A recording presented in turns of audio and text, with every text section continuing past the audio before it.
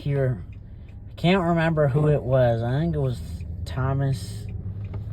I know his name was Thomas. I can't remember which Thomas it was. I never thought I would hear him say something like this, but he said, if you are in an area where if you're going to go to an area where there's a bunch of Hispanics at, take STS, take Uber, don't walk.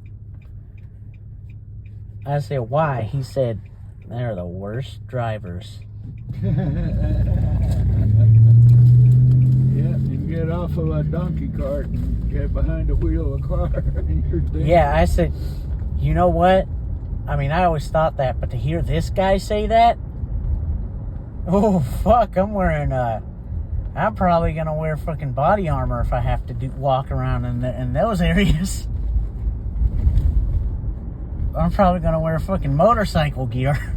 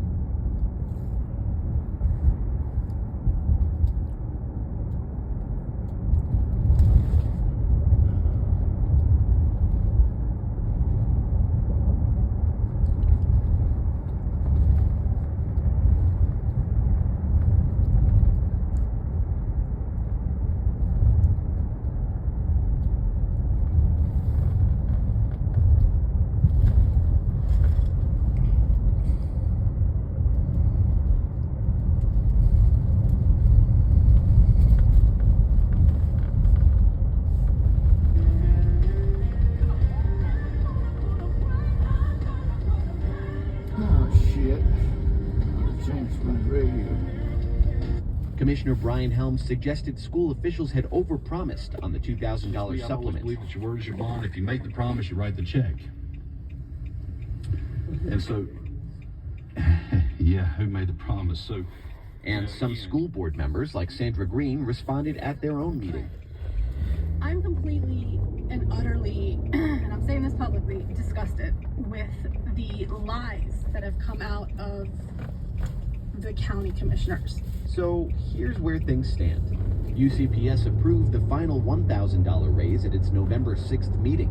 Officials say they always intended to do so. They just paused in case the ongoing state budget stalemate in Raleigh led to any unexpected additional costs.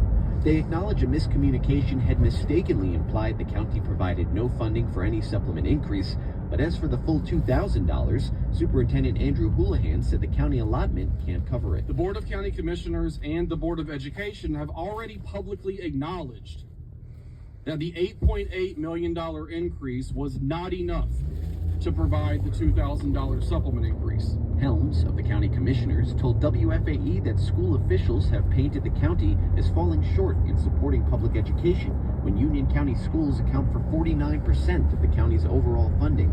He questions whether UCPS could do more to find savings in its own budget. just to put it bluntly, you know, they're taking credit for a $1,000 supplement increase that was afforded to UCPS by the taxpayers of Union County, and then they're trying to blame the county for the $1,000 that they didn't receive. As for the teachers, Carlton of the Union County Association of Educators says she believes it's on the county to fully fund the district's budget request. With this year's $1,000 raise, it's the largest and only two-year increase in the supplement in Houlihan's time as superintendent. But Carlton says it's still not enough. They plan to attend Monday's county meeting. So, county commissioners, it's time. It's time to come off that money, because you're going to keep seeing us week after week after week after week until something is done. But Carlton can't help but wonder if what's happened in Union County might have sparked something larger. A week after Union County teachers walked out, anonymous social media posts called for teachers across the state to do the same, to protest the lack of a state budget and low teacher pay. Some teachers did hold protests, and Carlton says the conversation behind the scenes has shifted to more organized future actions. If those come to fruition, Union County may have helped inspire it. James Farrell, WFAE News. Support for WFA's education coverage comes from Habitat for Humanity of the Charlotte region. Amid continued reports of U.S. Border Patrol activity in the area, there have been... Say a command. Come on, man. What are you doing?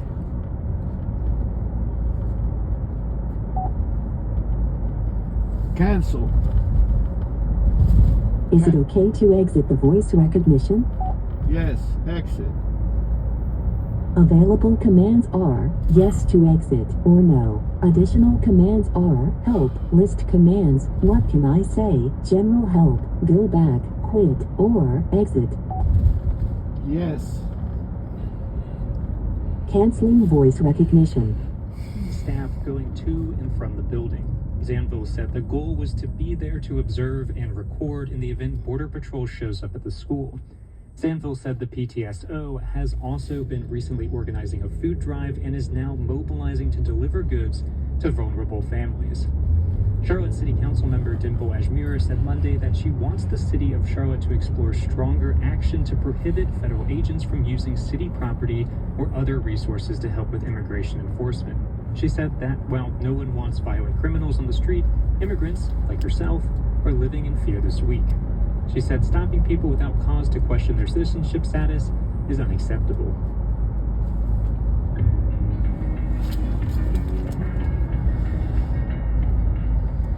It's 6 o'clock. You're listening to 90.7 WFAE. I'm Zachary Turner.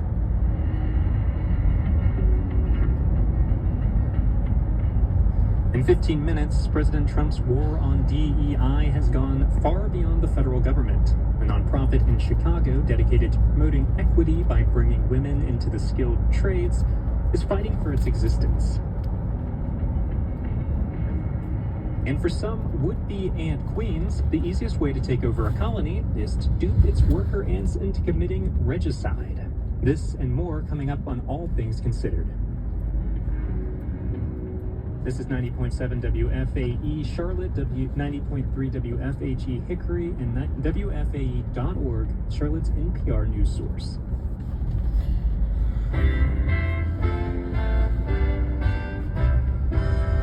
Let the Senate look at it, let anybody look at it. After an about-face from President Trump, the House prepares to vote to force the Department of Justice to release its so-called Epstein files. For Monday, November 17th, this is All Things Considered from NPR News.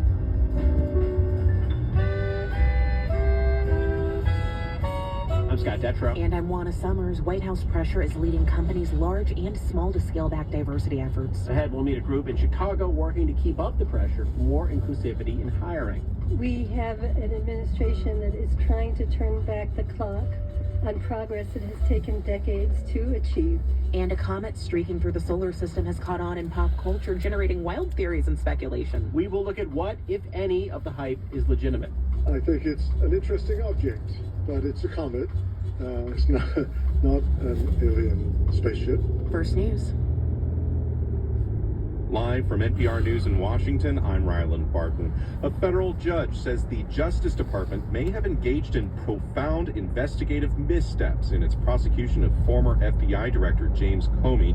NPR's Ryan Lucas reports the judge has ordered prosecutors to turn over all grand jury materials to Comey's lawyers. Comey was indicted by a grand jury in September on false statements and obstruction charges tied to his congressional testimony in 2020. His attorneys have requested the grand jury materials, arguing that irregularities may have tainted the prosecution. Now, Magistrate Judge William Fitzpatrick has granted that request. In an opinion, Fitzpatrick says the record, quote, points to a disturbing pattern of profound investigative missteps that led an FBI agent and a prosecutor to potentially undermine the integrity of the grand jury proceedings. This is one of several ways Comey is challenging the Trump Justice Department's case against him. Ryan Lucas, NPR News, Washington. President Trump says he would sign a bill to force the Justice Department to release files in the case of convicted sex offender Jeffrey Epstein. NPR's Franco Ordonez reports the House is expected to vote on it tomorrow. President Trump says the case has turned into a distraction from his administration's work. Let the Senate look at it, let anybody look at it. But don't talk about it too much because honestly, I don't want to take it away from us. It's really a Democrat problem. The Democrats were Epstein's friends, all of them. And it's a hoax. You were too, buddy. You were on there. Until they had a falling out several years before Epstein's first conviction. For months, Trump and his supporters fought to block the vote on releasing the Epstein materials, but it became increasingly clear that it would pass anyway. And this weekend, in a dramatic change of course, Trump called on House Republicans to support the measure. Franco Ordonez, NPR News, the White House. Overdue economic data are expected this week. NPR's Scott Horsley reports that includes late summer tallies of exports and imports and a snapshot of the job market in early fall. Now that the federal shutdown is over, government statisticians will start to release those economic report cards we've been missing for the last 6 weeks.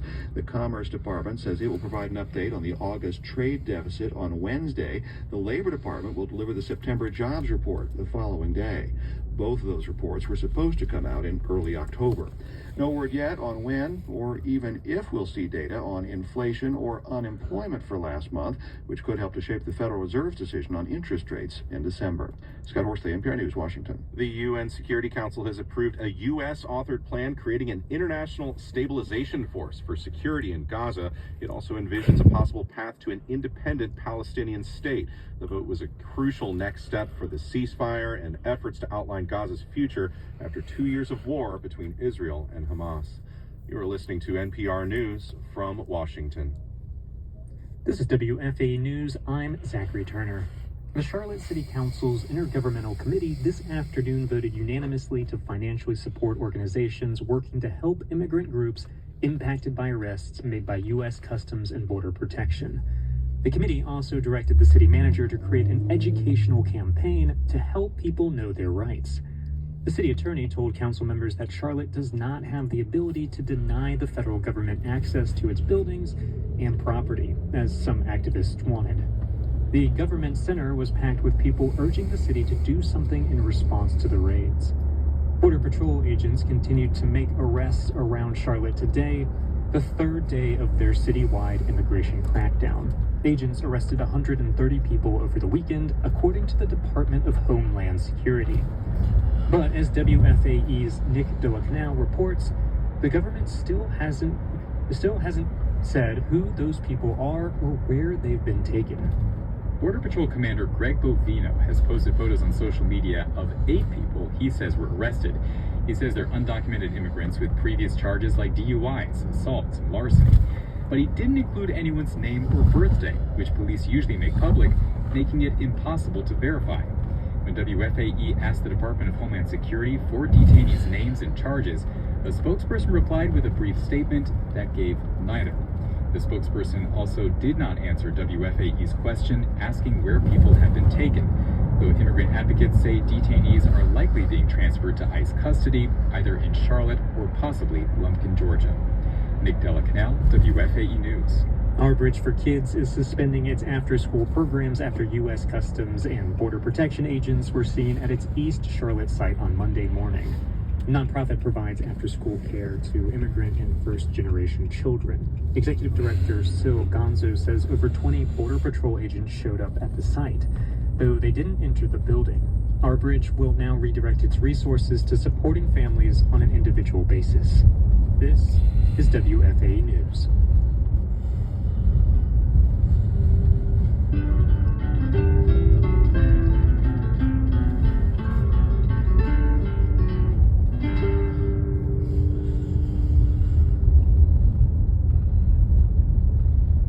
It's All Things Considered from NPR News. I'm Juana Summers. And I'm Scott Detrow. The story of President Trump and the Epstein files has taken over American politics, but it's also been a lot to follow. So here's a short summary. Yeah, all right, I guess I would. Campaigning to return to the White House, Trump was asked whether he'd declassify the information gained from the federal investigation into accused sex trafficker Jeffrey Epstein. He said yes. I love you, Daddy. That by saying he did not want hey, to affect Daddy. people's lives if those files contained, quote, phony stuff. Once in office, Trump changed his message. I don't understand why the Jeffrey Epstein case would be of interest to anybody. It's pretty boring stuff. That stance only led to even more documentation of the relationship between Epstein and his one-time friend Donald Trump through media reports and through bipartisan efforts in the House Oversight Committee. They were billionaires in New York City. Of course they knew each other. The Department of Justice to release its Epstein files. Like that and despite is like super lobbying tight from knit. the White House to get those Republicans to back off, they forced the House of Representatives to vote on it this week. And then, last night, Trump changed his message again. He posted on Truth Social saying, quote, House Republicans should vote to release the Epstein files because we have nothing to hide and it's time to move on from this Democrat hoax. End He quote. knows he was on there, Kentucky though. Republican Thomas Massie That's why and he's so California scared, Democrat because he Ro knows he Khanna was on that jointly led jet. the effort to force the floor vote, and Congressman Ro Khanna joins us now. Welcome to the show. Good afternoon. What was your response to that latest post from President Trump? Did it surprise you that he's now calling for the House to approve this legislation? It did surprise me, but he saw the math. He caved to the coalition that Massie and I have built over the past 5 months. Look, this is one of the most horrific crimes in American history. You had Jeffrey Epstein, who had a rape island. You had rich and powerful men who basically abused underage girls or knew about that abuse and said nothing. And we were able to build such a strong coalition that there were probably nearly 100 Republicans who would have voted for my bill, my underlying bill, despite the president's bullying them to get off. And the president saw the reality. Trump, of course, doesn't need the House vote to release the files, right? So what is the goal here at this point in time? Well, the goal is to show that there is an enormous coalition in this country that wants the Epstein class removed, that we stand with forgotten Americans, not the Epstein class, and that a overwhelming vote in the House and the Senate is going to put enormous pressure to release these files. We're having survivors at the Capitol tomorrow. Hey, Daddy. This is something they've been wanting for You know what we decades. should do just They to deserve drive justice. dude What do crazy you as mean by hell, the just to prank his ass? I define the If, Epstein class I don't know, narrowly next as the time people ICE comes who either around abused and underage we're ever at a girls, bar that or at knew some about place they Epstein's might go abuse and to, covered it up. But we more should go and generally, the Epstein class we is a should group go of like people and with he's extreme home. wealth who have We donated should to come politicians and we been should part come of a home system where they in think the ICE rules don't vehicles. apply to them. And they have created a system that has shafted a lot of forgotten Americans. That's why Donald Trump ran. If I ever run into ICE at a bar, I'm buying them drinks. Like Marjorie Taylor Greene and others Unless I'm at a believe Hispanic part bar, of the they'll probably swamp be at work. Said he would drain his forgotten. Dude, there was this bar on, like, right next to my work, actually. That, All right, Joe, we got a lot of stuff to do. like what? Take this shit out of You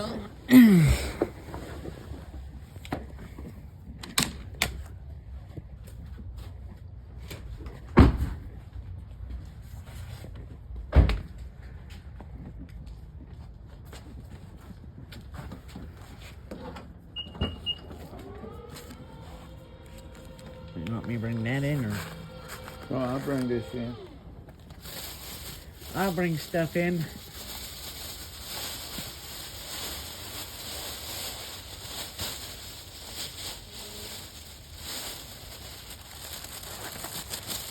No, you got it right. Got it. I get some more. You want another one? Yeah. Okay. Food. I'm gonna be eating good as hell this week. I said I'm gonna be eating good food this week. What?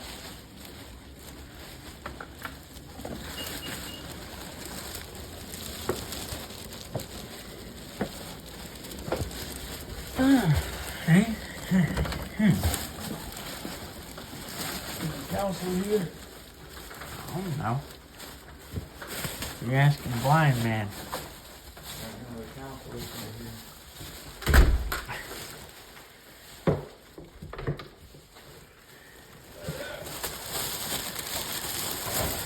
You would ask me yo, where's our car? And I'm like, Daddy, you're asking that to a blind man. I can't help you there. You're right.